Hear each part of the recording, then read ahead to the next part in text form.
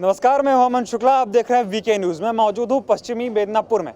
यहाँ का राजनीतिक समीकरण आपको सबसे पहले समझाता हूँ। यहाँ पर 19 विधानसभा सीटें हैं और 2016 के चुनाव में 17 सीटें टीएमसी के खाते में, 1 सीट बीजेपी और 1 सीट कांग्रेस के खाते में गई थी। लेकिन जब 2019 में चुनाव हुए तो जिस 1 सीट पर, विधानसभा सीट पर बीजेपी ने जीत हासिल की थी, उससे विधायक थे दिलीप घोष।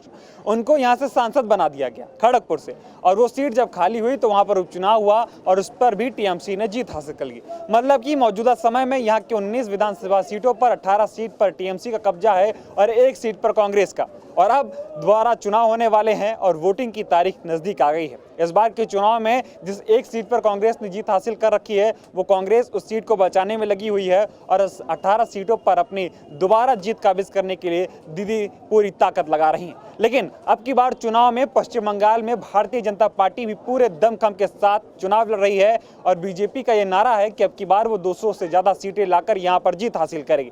लेकिन मेदिनीपुर की अगर मैं आपको बताऊं तो यहाँ पर 38 लाख वोटर हैं और जब 2016 में यहाँ पर विधानसभा चुनाव हुए थे तो बीजेपी को यहाँ पर, मतलब टीएमसी को लगभग 51% वोट मिले थे और यहाँ पर सीपीएम को लगभग 42% के आसपास वोट मिले थे और बीजेपी को मिले थे सिर्फ 5% वोट। लेकिन 2019 के चुनाव में यहाँ पर बाजी बदल गई थी, पलड़ा पलट गया था और यहाँ पर जो बीजेपी का वोट प्रतिशत था वो 2019 के लोकसभा चुनाव में पहुंचकर 48% हो गया था। मतलब कि कहीं ना कहीं यहाँ की जनता बीजेपी के पक्ष में गई थी, तभी 2019 में यहाँ पर 48% वोट पड़े थे। और मैं यहाँ का आपको राजनीतिक समीकरण बता दूं मेदिनीपुर सीट का, तो यहाँ पर 2016 में जब मेदिनीपुर में चुनाव हुआ था तो यहाँ पर 85% वोट पड़े थे और 2016 में टीएमसी के जो प्रत्याशी थे मेघेंद्र नाथ मेती, उन्होंने सीपीएम के नेता को, मतलब सीपीएम के कैंडिडेट संतोष राणा को 32,000 वोटों के आसपास से हराया था।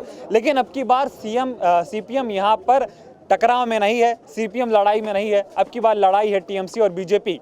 तो देखना होगा कि बीजेपी बाजी मारती है या फिर सीपीएम। हम यहाँ पर मौजूद हैं, बगल में एक दादा की दुकान है, इनसे भी चर्चा करेंगे और जानेंगे कि यहाँ का राजनीतिक माहौल क्या है। दादा, क्या नाम हुआ आपका? हमारा नाम सुभाष खटीके भैया। अच्छा, क्या दुकान है आपका? पान मसाले का दुकान है, पान मसाला का दुकान है। बस अड्डा पे बैठे हुए हैं आप, तमाम भीड़ आती है यहाँ पे। क्या लगता है माहौल, क्या चर्चा होती है? माहौल तो अभी दादा हमारा बंगाल में दीदी का है। हाँ। पर दोनों में भी कंपटीशन चल रहा है। खेला होगा, खेला। अब खेला 2 तारीख को पता चलेगा। ये बताइए, आप बोल रहे हैं, पीछे सब हंस रहे हैं, हंस क्यों रहे हैं आपको देख के? वो बच्चा लोग मजाक हंसी उड़ा रहा है, वो बात छोड़ दीजिए। मजाक हंसी उड़ा।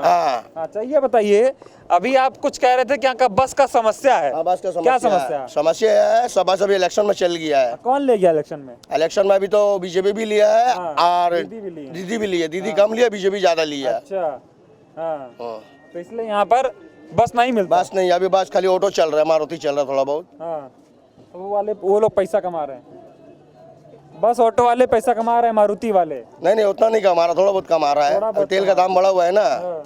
तो ये बताइए, दीदी विकास की हैं? दीदी विकास की हैं? पता नहीं दादा, मेरे को नहीं पता। नहीं। और दादा आएंगे तो परिवर्तन आएगा?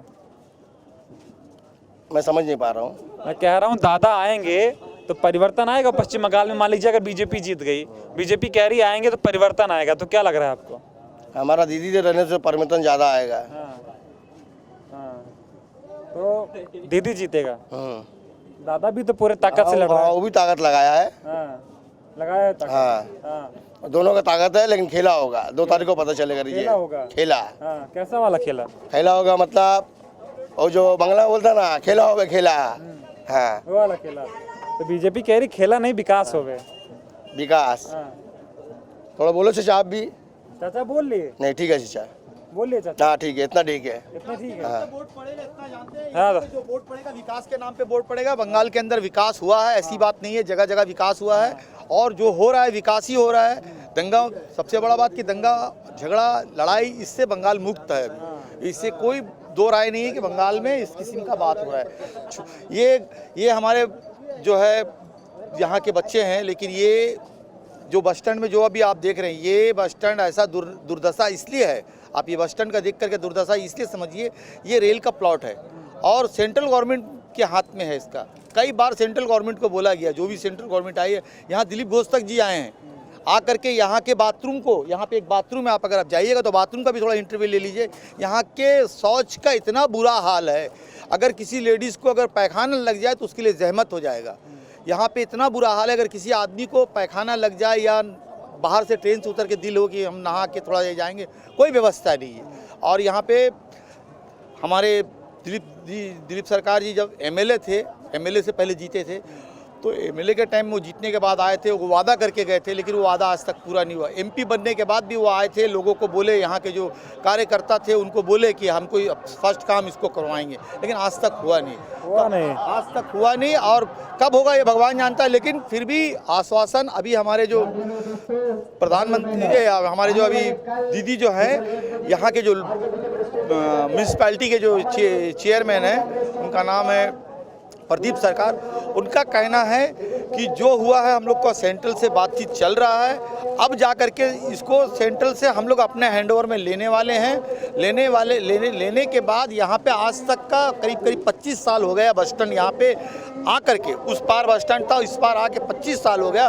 25 साल में आज तक का ना तो किसी दुकानदार को करंट मिला है और ना ही किसी दुकानदार को पानी का बंदोबस्त मिला है। ये बहुत बड़ा समस्या है। और ना ही इतना बड़ा बस स्टैंड में कहीं पैसेंजर का बैठने का कोई ठिकाना है।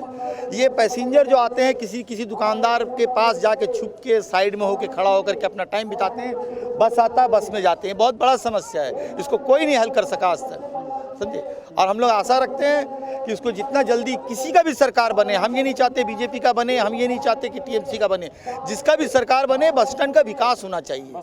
बस स्टैंड का विकास होना चाहिए, ये बड़ा मुद्दा है। अगर कोई भी विकास करता है तो उसका हम लोग जय जयकार करेंगे। 25 साल से अंधेरे में हम लोग पड़े हैं। किसी यहाँ पे जितनी भी दुकानें हैं सब जनरेटर से चलती है, कोई भी इलेक्ट्रिक दुकान में नहीं है, सब जनरेटर से चलती है। क्या दादा क्या कह रहे हैं? हमारा बस स्टैंड देखो लाइट पोस्ट है, पर रात होने से अंधेरा हो जाता है। अच्छा, बताओ। हाँ, देखिए दिखा दीजिए, लाइट है लगा हुआ है लेकिन जलता नहीं है। जलता नहीं है। हाँ, धीरे धीरे 2 महीना हो गया, कोई एक्शन नहीं ले रहा। कोई एक्शन नहीं ले रहा, कोई एक्शन नहीं ले रहा। कई बार शिकायत कर चुके हम लोग, तो बोल रहा है अभी हम लोग का जो टेक्निकल इंजीनियर है अभी सब बाहर में है, इलेक्शन का इसमें है, जो भी करेंगे हम लोग इलेक्शन से पहले कर देंगे बोले थे, लेकिन इलेक्शन के पहले क्या, अभी उनका फंसा हुआ आदमी, कोई भी अभी इसका ये नहीं हुआ। देखा आपने, यहाँ का जनता का कहना ये है कि कोई भी पार्टी आए, कोई भी जीते, बाकी सब बात ठीक है, लेकिन इनकी सिर्फ एक ही कहना है कि विकास होना चाहिए और विकास के मुद्दे पर ही अब की बार वोट होगा। कैमरा पर्सन दीपक कुमार के साथ अमन शुक्ला, खड़गपुर, पश्चिमी मेदिनीपुर।